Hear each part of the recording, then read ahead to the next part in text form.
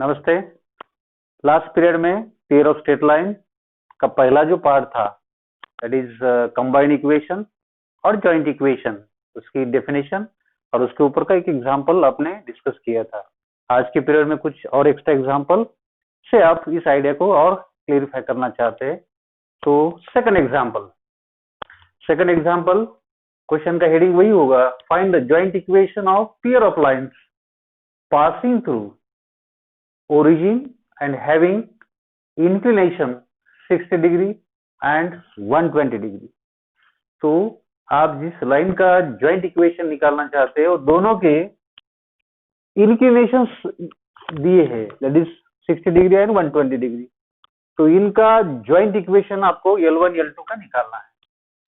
तो L1 L2 के inclination available है, उन इंक्लिनेशन का यूज करके आप पहले स्लोप की वैल्यू फाइंड करना चाहते हैं और ये ओरिजिन से पास होते हैं, इसलिए ओरिजिन से पास होने वाले लाइन का इक्वेशन उसका अगर स्लोप मालूम है तो निकाल सकते हैं। तो आपका इस तरह से इस एग्जांपल को सॉल्व करने का क्राइटेरिया है। तो slope of line having inclination 60 degree and 120 degree are.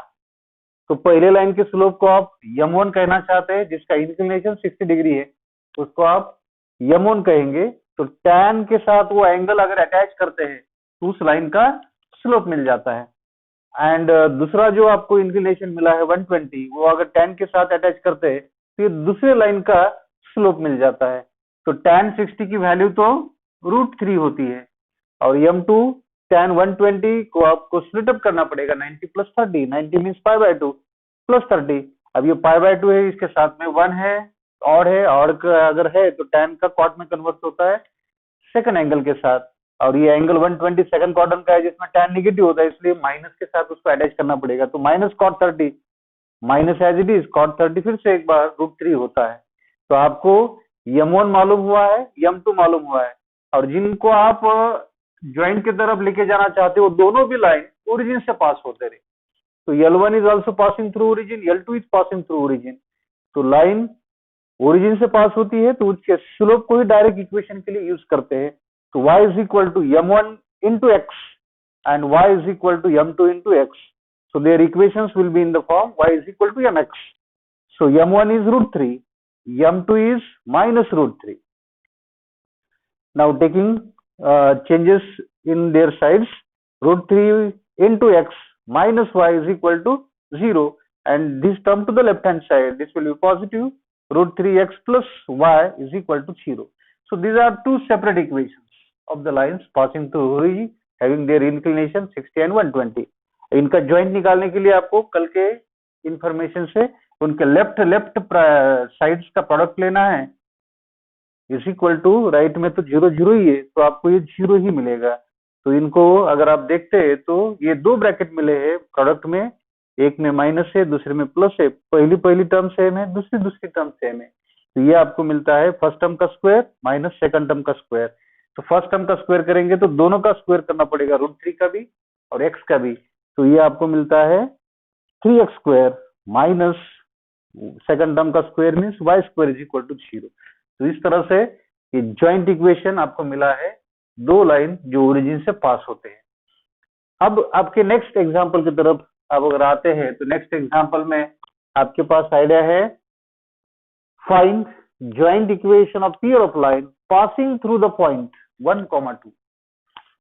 तो ये दोनों लाइन इस 1, 2 से पास होते हैं and parallel to the coordinate axis.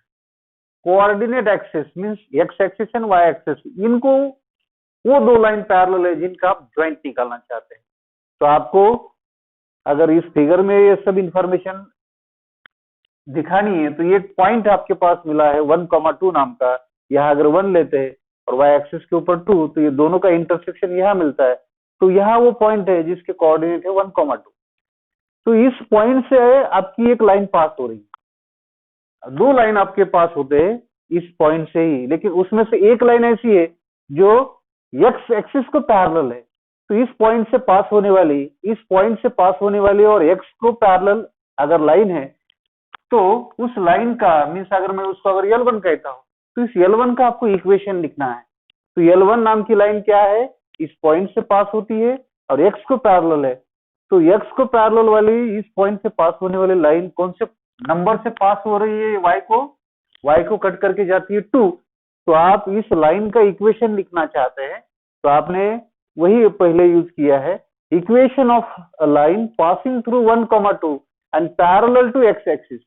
x को पैरेलल और इस पॉइंट से पास होने वाले लाइन का इक्वेशन डायरेक्ट कह सकते हैं। यहाँ जो नंबर 2 है वही नंबर y के साथ यूज करो, ये लाइन का इक्वेशन मिलता है, जैसे बेसिक पार्ट में आपको डिस्कस किया था। तो ये 2 अगर लेफ्ट में यूज करते हैं तो y minus 2 is equal to 0। ये ऐसे लाइन का इक्वेशन मिला है, दो में से एक लाइन का इक्वेशन मिला है जो इस पॉइंट से पास होती है और x को पैरेलल है। अब आपका नेक्स्ट वर्क ऐसा है कि इसी पॉइंट से पास होने वाली लाइन लेकिन y को पैरेलल y एक्सिस को पैरेलल मेंटेन करने वाली लाइन, ये अगर L2 है तो ये x एक्सिस को इंटरसेक्ट करके जाती है। कौन से नंबर से इंटरसेक्ट करके जाती है? वो नंबर है +1 और वो नंबर ही उस इक्वेशन को यूज किया जाता है। तो ये सेकंड लाइन जो है, equation of a line passing through 1,2 and parallel to y axis is x is equal to 1, that's why x minus 1 is equal to 0। ये आपको दूसरा इक्वेशन मिला है। तो पहला इक्वेशन मालूम है, दूसरा इक्वेशन मालूम है और आपका टारगेट है ज्वाइंट निकालना है। तो joint equation of lines 1 and 2 is, उनके लेफ्ट का प्रोडक्ट इज इक्वल टू 0। तो यहाँ y का x के साथ मीन्स xy, y का 1 के साथ -y, -2 का x के साथ -2x और -2 का -1 के साथ +2 इज इक्वल टू 0। अगर इसको इस फॉर्म में लिखना चाहते पहले xy वाली टर्म, बाद में x वाली, बाद में y वाली और बाद में कांस्टेंट टर्म, तो इस तरह से आपके पास ही दूसरा आंसर जो ज्वाइंट इक्वेशन का आप एक्सपेक्ट कर रहे थे वो मिल जाता है। अब आपका नेक्स्ट वर्क है fourth example, that means find joint equation of pair of line passing through the origin. दोनों लाइन ओरिजिन से पास होते हैं और perpendicular to the lines x plus 2y is equal to 19 and 3x plus y is equal to 18। तो आपने जो दो लाइन यूज किए हैं वो दोनों ओरिजिन से पास होते हैं। इसमें इंक्लिनेशन दिया नहीं है, इसमें डाटा है वो किसको परपेंडिकुलर है ये इंफॉर्मेशन।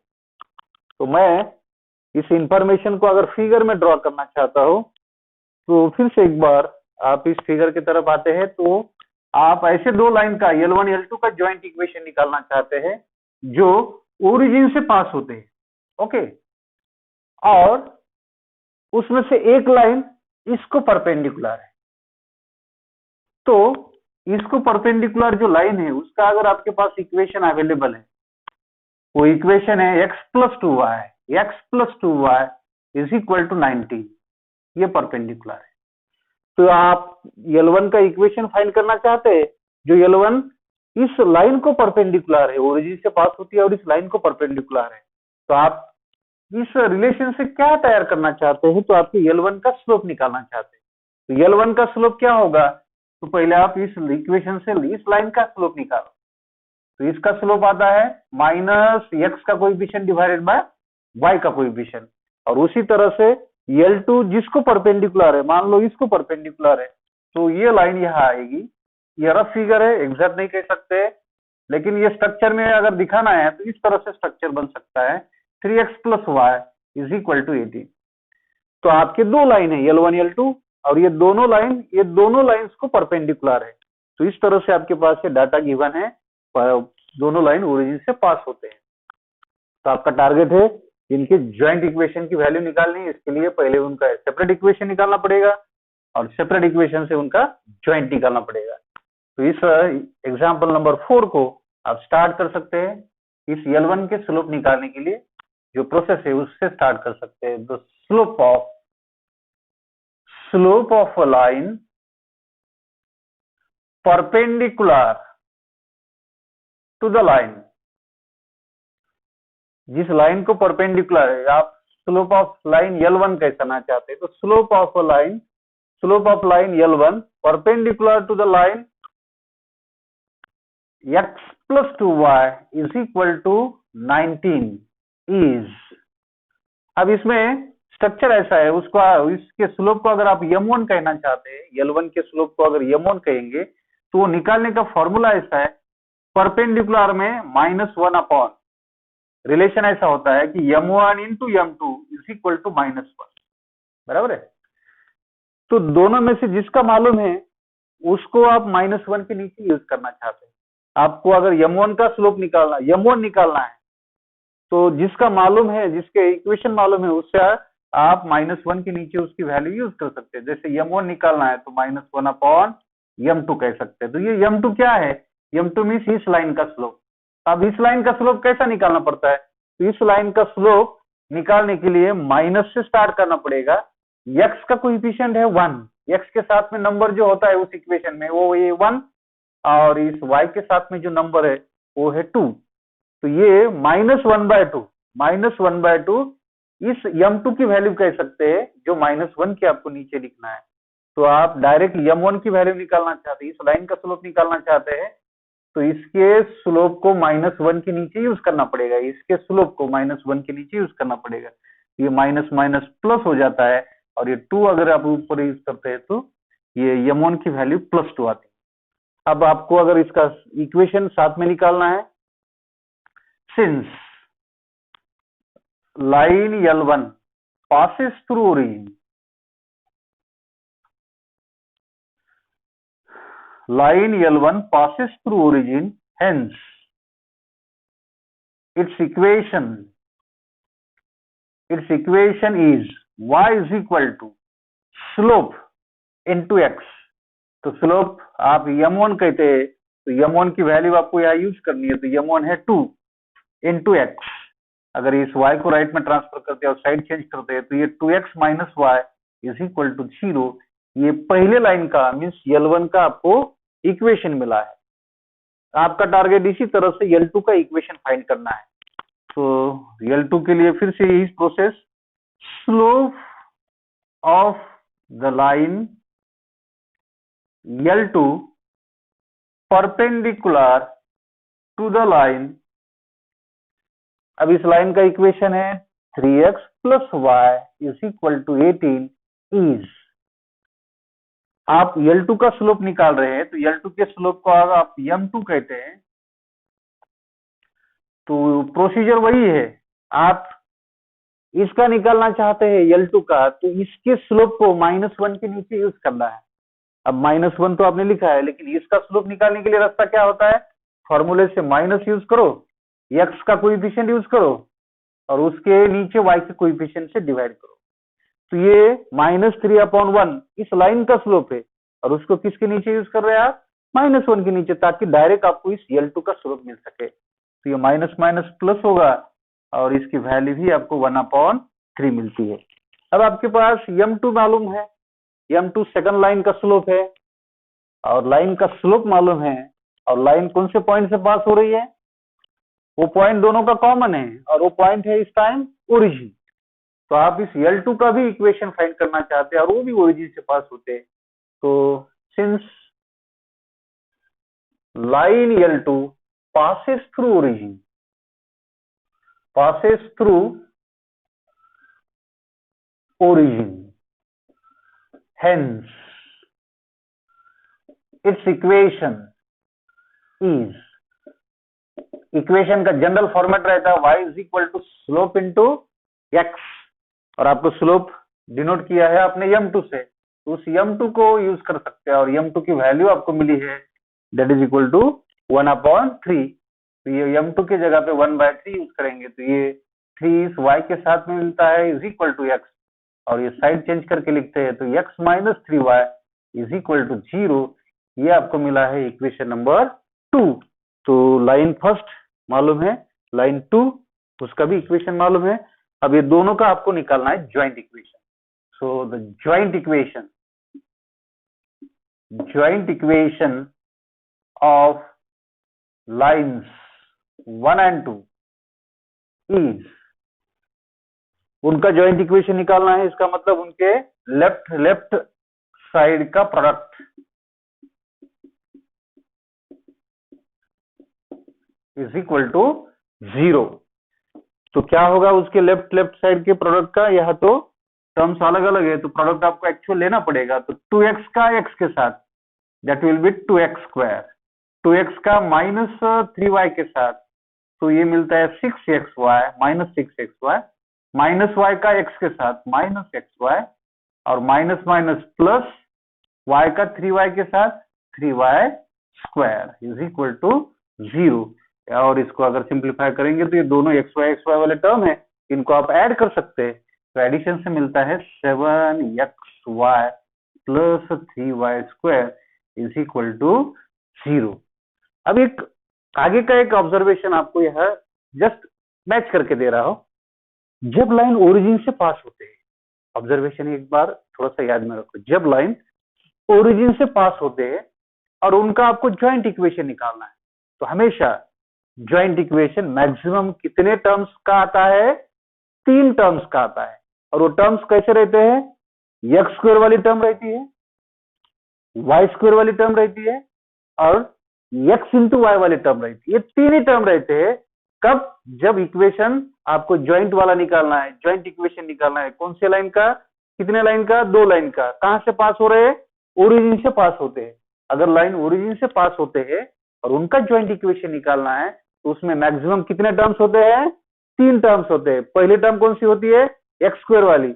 दूसरी टर्म कौन सी होती है? एक्स वाई वाली। तीसरी टर्म कौन सी होती है? वाई स्क्वायर वाली। बराबर है?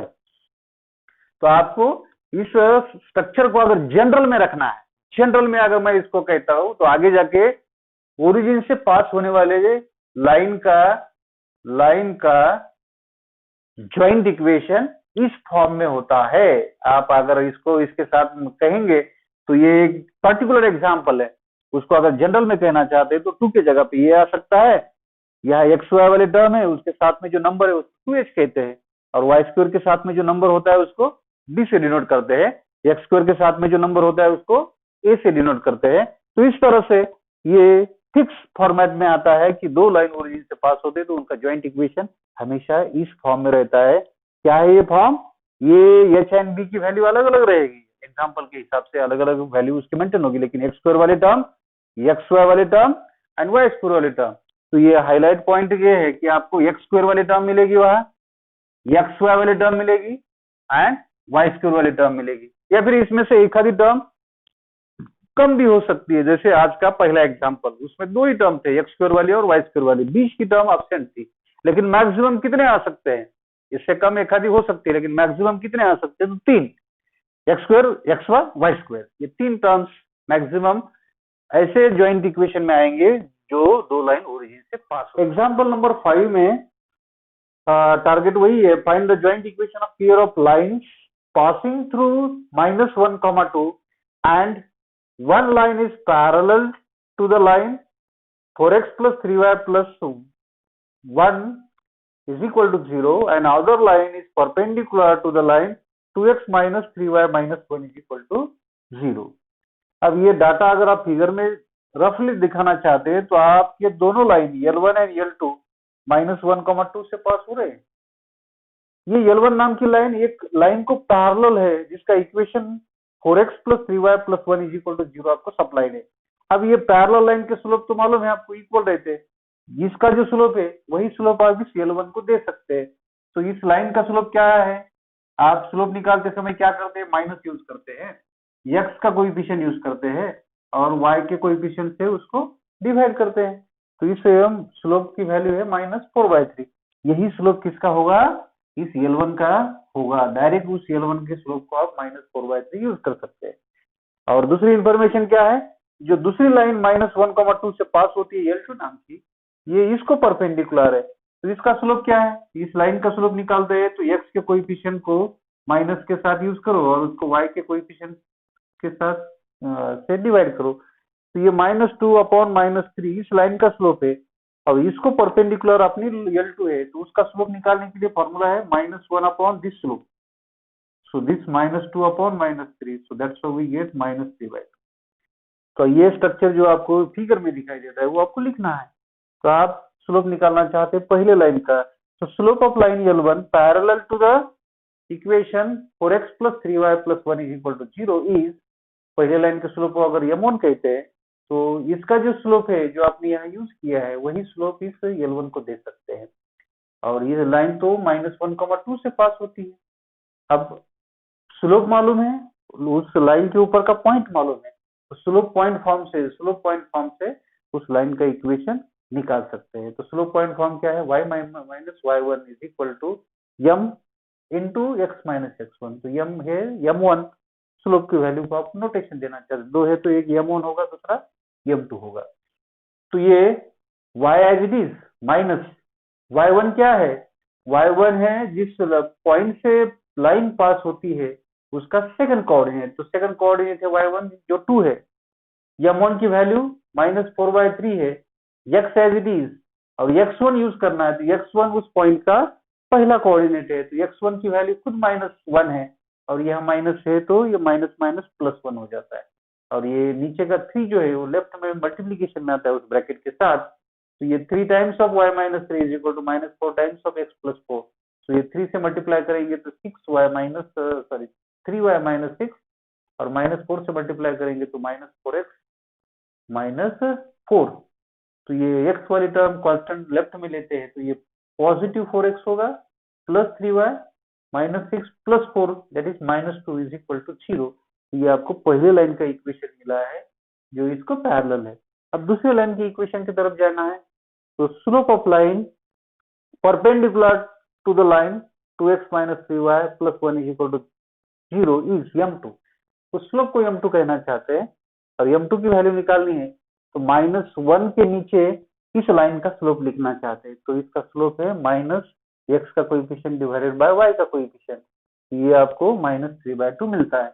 ये जो सेकंड लाइन है ये भी इस पॉइंट से पास होती है -1, 2 से, तो फिर एक बार जिसका आप इक्वेशन निकालना चाहते हैं उसका स्लोप मालूम है, उसके ऊपर का पॉइंट मालूम है, तो स्लोप पॉइंट फॉर्म इस लाइन का इक्वेशन भी दे सकता है। तो y minus y1 is equal to slope into x minus x1। तो y माइनस y1 तो वही होगा जिससे लाइन पास होती है उसका सेकंड कोऑर्डिनेट 2, m2 इस टाइम स्लोप है लाइन का -3/2, और x माइनस x1 जो -1 है तो ये +1 हो जाता है डबल माइनस से, तो नीचे का 2 इस लेफ्ट के साथ आता है, -3 से राइट को मल्टीप्लाई करेंगे तो 2y minus 4 is equal to -3x minus 3 and taking left 3x positive plus 2y minus 4 plus 3, so this is -1 is equal to 0. This is the equation of second line. If I call this as a 2, now we want to get their joint equation. So joint equation of lines first and second is, joint equation का structure वही होगा, उनके left का product is equal to 0। तो left पहले equation की left side bracket में, दूसरे की लेफ्ट साइड ब्रैकेट में, और इज इक्वल टू 0। अब ये वर्क होता है ये दो ब्रैकेट का एक मल्टीप्लीकेशन लेना, तो ये ब्रैकेट से ये 4x से ये 3 को साथ प्रोडक्ट लेना पड़ेगा, 3y का ये तीनों के साथ प्रोडक्ट लेंगे, -2 से ये तीनों के साथ प्रोडक्ट लेंगे, तो ये 4x का 3x के साथ प्रोडक्ट लेते हैं तो 12x², 4x का प्लस 2y के साथ लेते हैं तो 2 into 4 that is 8xy, 4x का -1 के साथ लेते हैं तो -4x।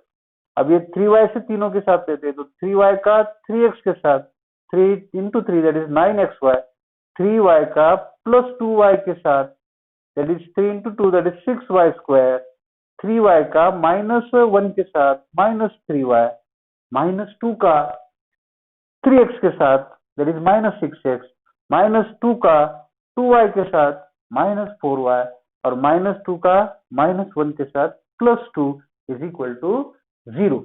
अब आपको कुछ सिंप्लीफिकेशन का वर्क यहाँ करना है।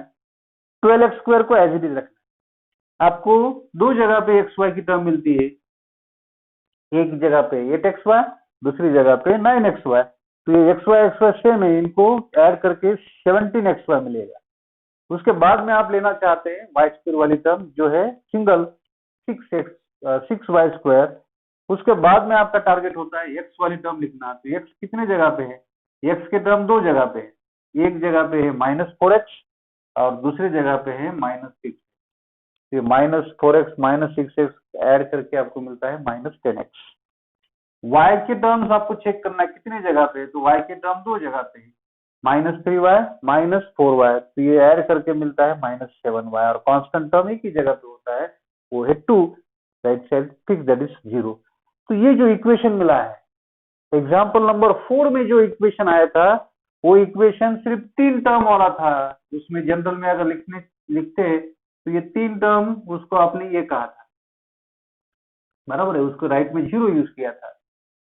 अब यहाँ ये पहले 3 तो है, साथ में नए 3 भी है, तो ये जो ज्वाइंट इक्वेशन मिला है आपको, ये 6 टर्म्स वाला होता है।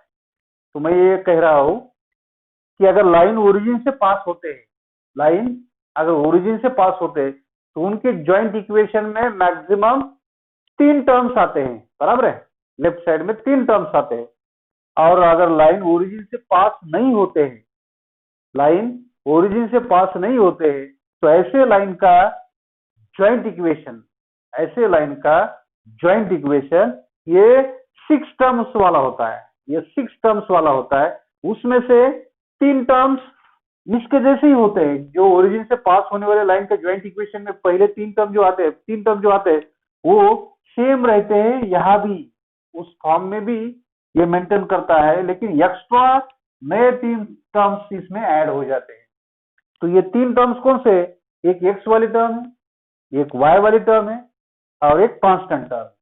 तो जैसे ओरिजिन से पास होने वाले इक्वेशन को आपने जनरल में ऐसा कहा था, और ओरिजिन से अगर वो पास नहीं होते, तो वो अलग पॉइंट से अगर इंटरसेक्शन मेंटेन करते हैं, तो इनका ज्वाइंट इक्वेशन आप अगर जनरल में कहना चाहते हैं, इसमें मैं इसको ही अगर एक्सपांड करता हूँ, तो ये एक्स स्क्वायर वाली टर्म है, एक्स वाई वाली टर्म है, या b that is y square वाली टर्म है।